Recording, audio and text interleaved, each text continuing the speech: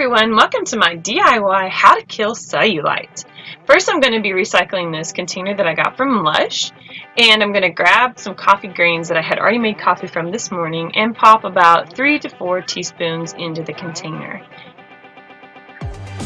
Next I'm going to be using coconut oil. Coconut oil is my favorite oil to use on my body or whatever else I need it for.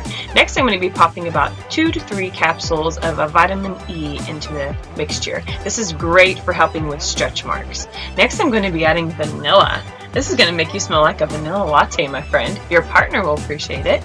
Then I'm just going to be mixing all the ingredients together.